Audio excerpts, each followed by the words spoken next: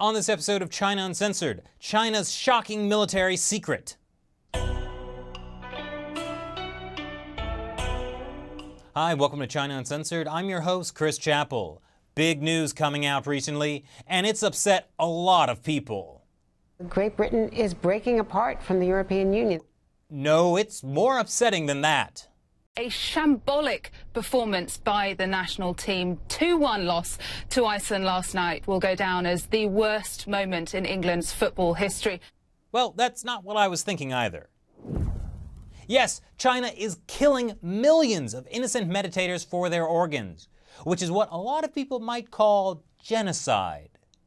This comes after this incredibly detailed 680-page report revealed that as many as 1.5 million innocent people in China have been murdered for their organs. And I'm not talking about this being done by some underground gangs or criminal networks. I'm talking about official hospitals, including hospitals run by the Chinese military, like this one, the 301 Military Hospital in Beijing. It's a place where a lot of high-ranking Communist Party members get treated. The Chinese military is killing Chinese citizens for their organs on a massive scale. And across China, other hospitals have been following their example. The Chinese regime not only deprives its people of their basic rights on a daily basis, but literally steals their body parts for a profit. Because there's nothing more valuable than a human life. Now, you'd think this discovery should be making major international headlines, and to a degree, that's happened. The problem is that news, like comedy, is all about timing. And the timing for this wasn't the greatest. Hashtag Brexit. But this story is still huge, and the long-term implications haven't even begun to set in. Eventually, I think it's going to mean more countries will go from attitudes like this. I think this is going to be a very important moment for British-Chinese relations, which are in a very good state, something of a golden era in our relationship. To attitudes like this. We recommend that there is an international investigation into forced organ harvesting in China, and we ask the British government to take a lead on this. Because it's hard to have a golden era with a regime that's currently committing crimes against humanity. I mean, once enough people know about it. So, here's what people ought to know about it. In most of the world, it takes months or years to get an organ transplant. But in China, it's so easy. Patients typically must wait only a few weeks for a donor organ. And they somehow perform a crazy number of organ transplants there. Officials say there's a total of 10,000 organ transplants a year in China. But this report finds that there are, in fact, mega hospitals across the country, each with thousands of beds performing thousands of transplants. So many that, according to the report, many surgeons have simply lost count of how many they've performed. Using data gathered from Chinese media reports and the websites of individual hospitals, the report goes on to estimate that between 60 to 100,000 political prisoners are killed every year to supply China's hospitals with fresh organs. By contrast, the total number of transplants in the US in most years is less than 30,000. Of course, this raises the question, if the Chinese Communist Party is killing all of these people for their organs, where are these people coming from?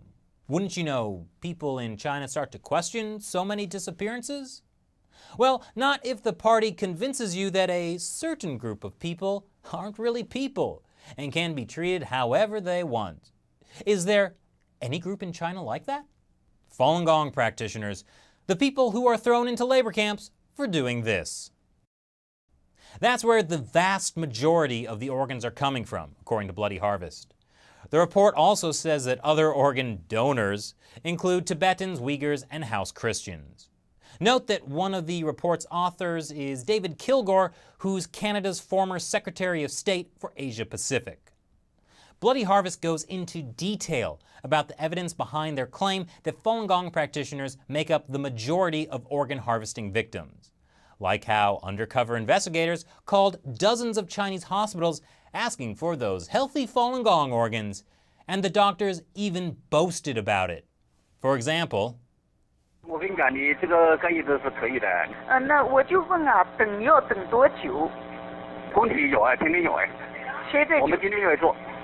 不是，你现在又不是说是有新鲜的，有活的人的，你这个都是活的。啊？都是活的。看看我们这是最好的。Yes, for the best live organs, visit Jiaotong University Affiliated Hospital. 那你们这个做了多久了？我就想问一下你们这个技术。我们做了5、6年了，做4、5年，5、6年了。那一个月能做多少？4、5万1个月。4、500啊？对。Now, the day after the Bloody Harvest report was released, a reporter in Beijing asked Chinese Foreign Ministry spokeswoman Hua Chunying about it. Unsurprisingly, her response was that such stories about forced organ harvesting in China are imaginary and baseless. They don't have any factual foundation. Which I can only assume means she didn't read the 680-page report, the last 230 pages of which are all filled with all of their references because, man, there's a lot of facts. But China's foreign ministry had a better solution than addressing the facts. It simply removed the reporter's question and her answer from that day's official press conference transcript. Now no one will know. Now, although the update to the Bloody Harvest report just came out a couple of weeks ago, this story has been out for much longer. The first press conference about it was 10 years ago. And here's someone you may know reporting on it in 2011, back when people still watched news on television. An investigation has raised the issue that some Chinese organs may have been taken from prisoners of conscience. But like Leonardo DiCaprio, the organ harvesting story has taken a long time to finally get the recognition it deserves. In fact, the U.S. House of Representatives passed a resolution on June 13th this year condemning China's wide-scale murder of Falun Gong practitioners for their organs. Now that is shocking. Democrats and Republicans actually agreed on something. But the biggest shock may come from inside China.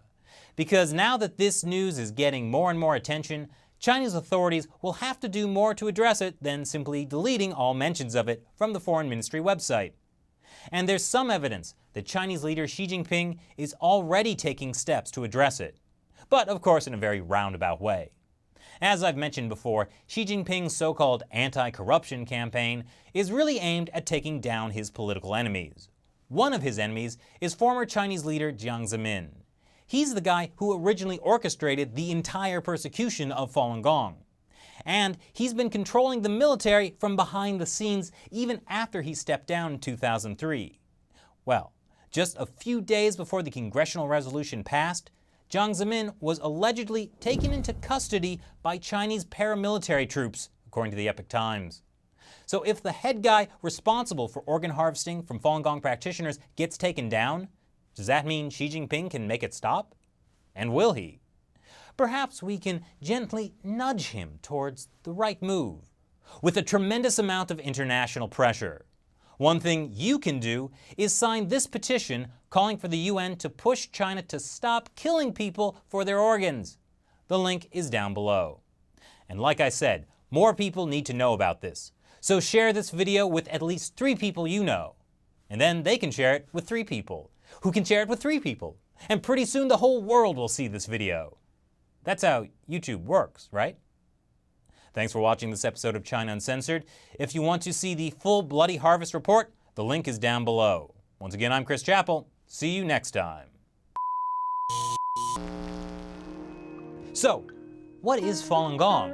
Why, just the gravest threat facing China. Look at them there, standing still. Or here, sitting still. Can't someone do something about this menace?